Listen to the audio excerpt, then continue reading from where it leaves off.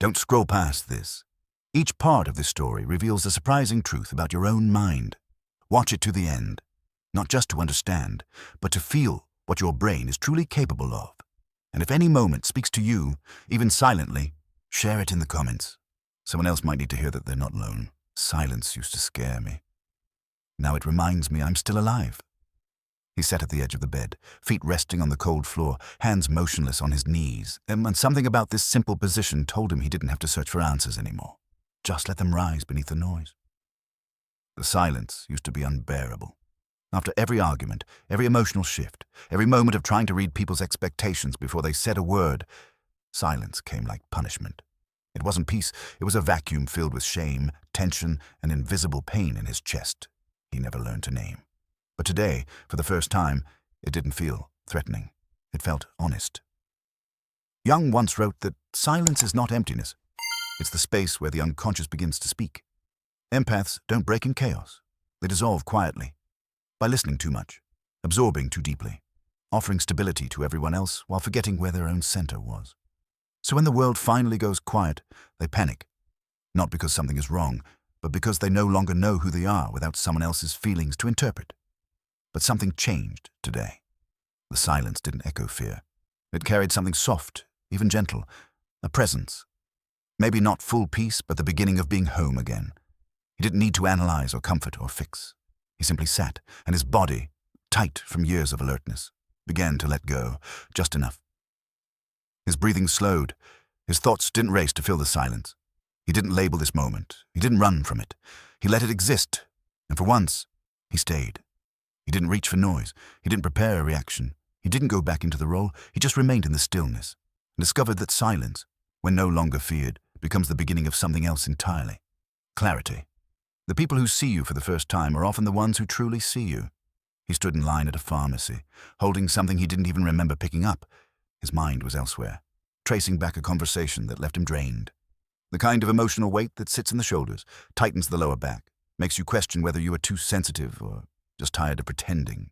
But his face, as always, wore the default smile. Not wide, just enough. A social signal that said, "I'm fine. Please don't look any deeper." Then she turned to him, a woman perhaps in her late 60s with the kind of presence that didn't rush to fill space. She didn't look at him with concern or pity, just quiet observation. "You don't have to be strong right now," she said gently. No context, no reason, just those words. His mouth tried to curve into the usual polite response, but nothing came out. His body paused, and in that pause, a wall cracked, not violently, just enough to let something in, or maybe let something out, because someone had seen him, not the efficient version, not the agreeable man in line, but the invisible weight underneath, the emotional static he carried like background noise for years. Jung believed that the unconscious is often mirrored in others. We meet people who reflect back parts of ourselves we've suppressed, and sometimes strangers become mirrors more truthful than anyone we've known. She didn't know him, but she saw past the mask, the subtle tightening around his eyes, the way he stood too still, the breath he held without noticing, the smile that asked not to be asked. He nodded, barely, and looked away, not out of rejection, but to gather himself. Something about her presence felt like a pause button in the middle of a long performance. He didn't speak again. He didn't need to. The line moved, the world resumed, and yet something inside him had been touched, not healed, not solved, but recognized. And sometimes that's where restoration begins. Not in the deep work of therapy or introspection, but in a moment of stillness where someone sees through your practiced expression and simply reminds you, you don't have to carry it all right now. He walked into the room without expectation, and yet something inside him quietly hoped that maybe someone would ask, "What do you think?" or even glance up with that familiar nod of acknowledgement. But this time, there was no ripple when he entered. No pause in conversation, no subtle shift to include him. Life moved forward, without him. It was the same place where he used to be central, where his voice was sought, his presence felt like glue. But now, people laughed, planned, solved, all without needing his input. His absence had not been a loss. And now, his presence was not a gain. He sat in a corner, not out of discomfort, but because there was nowhere else to go, not physically, psychologically. Jung once said that to confront the self is to meet the parts of you that no longer serve a purpose, and still insist on being seen. He realized in that moment that the identity he had built was woven through usefulness. If he wasn't needed, he wasn't sure who he was. His hands rested quietly on his knees, his breath shallow, his mind tracing past memories. Of times he stayed late, said yes, carried weight no one asked him to.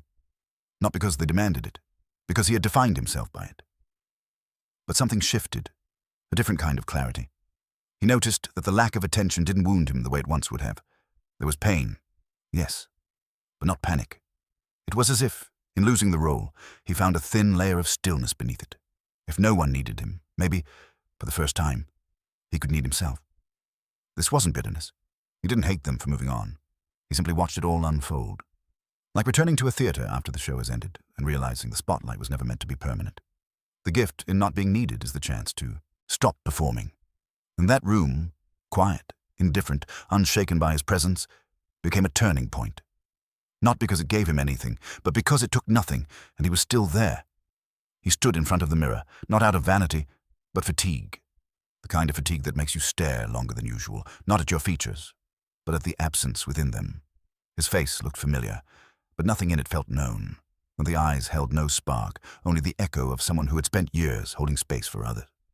The mouth was set in a polite stillness, the kind that comes from swallowing thoughts for too long. There was no drama in this moment, no crisis. Just a quiet confrontation, a realization that he couldn't remember the last time he did something simply because he wanted to, not because it was needed, expected, or kind. His reflection didn't accuse him. It didn't mourn either. It just stared back blankly, as if waiting for him to notice the growing distance between who he used to be and the person standing there now. Carl Jung once wrote that losing oneself is often a gradual process, hidden beneath the masks we wear too well.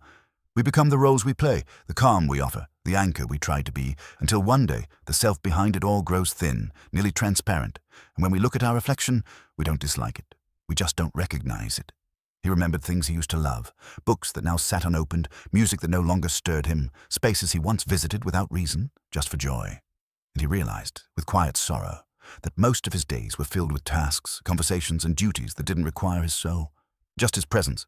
But in that very awareness, something opened, a crack, a pause. Not to rush into change, but to admit the truth. He missed himself. Not the productive, reliable, emotionally tuned version. Just the person who once looked in the mirror and felt warmth. The mirror didn't offer comfort, but it offered honesty. And in that honesty, he saw the possibility. Not of going back, but of returning inward. Not to perform, not to adapt, but simply to ask, what do I miss about me? It came out without effort, but it startled him. He hadn't meant to say it. For years, he always had answers. Not because he knew, but because people expected him to. Solutions, reassurances, observations, support. He gave them all. Not because he felt certain, but because certainty kept the room steady. But now, in a quiet conversation, not heavy, not serious, someone asked, "What do you want?" And for the first time, he didn't give an automatic answer. He looked down, paused, and simply said, "I don't know." The silence that followed wasn't uncomfortable. It was clarifying.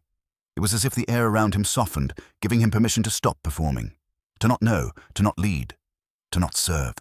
For an empath, "I don't know" can feel like failure, because their identity so often forms around understanding others, absorbing pain, and providing the right emotional key at the right moment.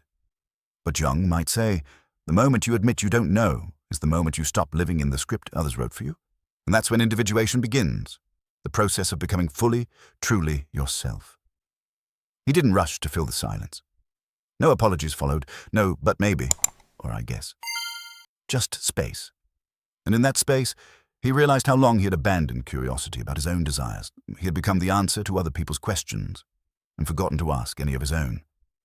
Saying "I don't know" wasn't weakness. It was honesty.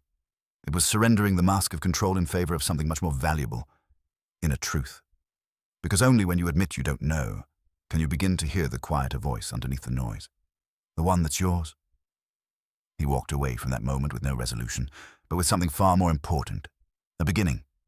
Not of a new role, not of a clearer plan, but of a relationship with the part of himself that had been silenced for too long.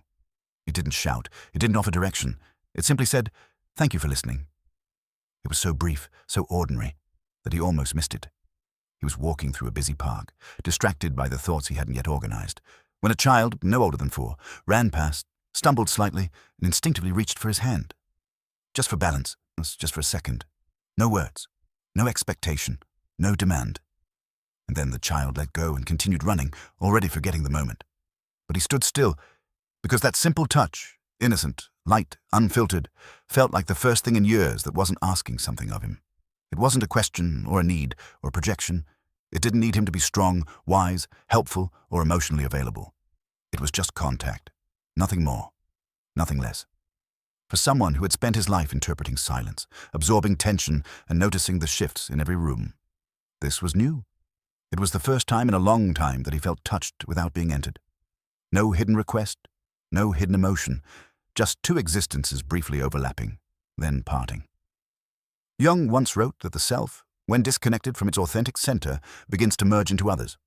Not out of love, but out of necessity. This man had done just that. He became what others needed. He offered warmth without boundary, compassion without pause, touch without rest.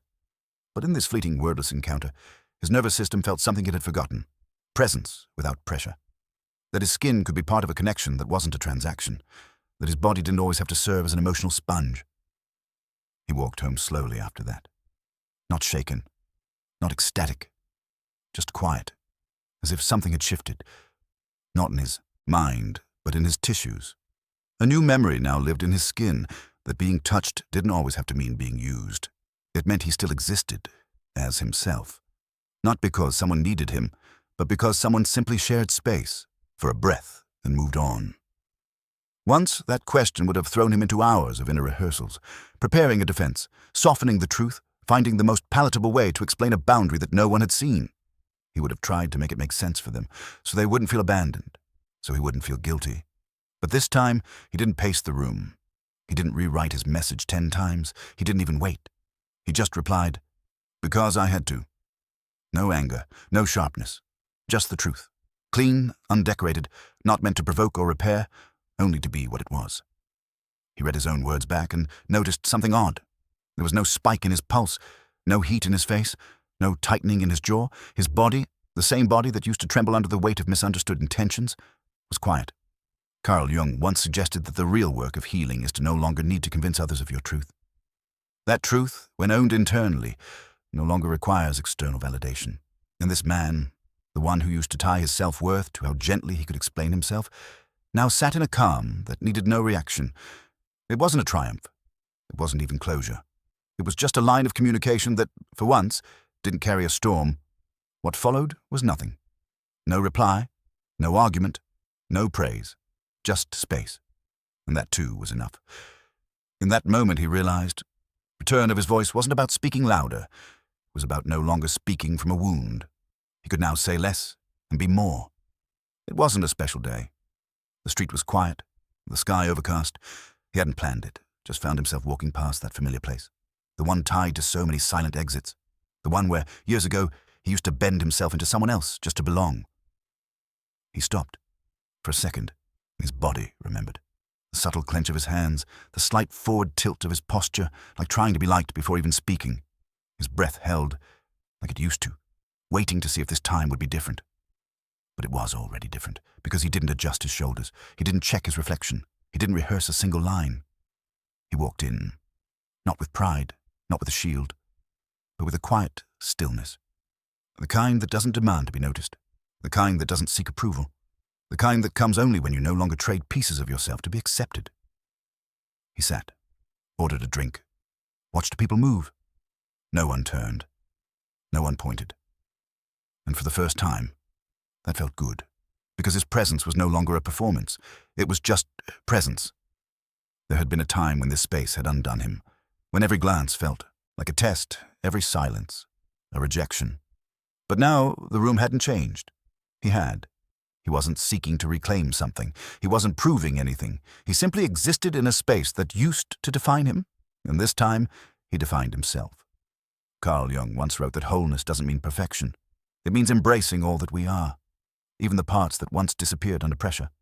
And as he sat there, breathing, not shrinking, not rising, just being, he felt it. The return wasn't loud.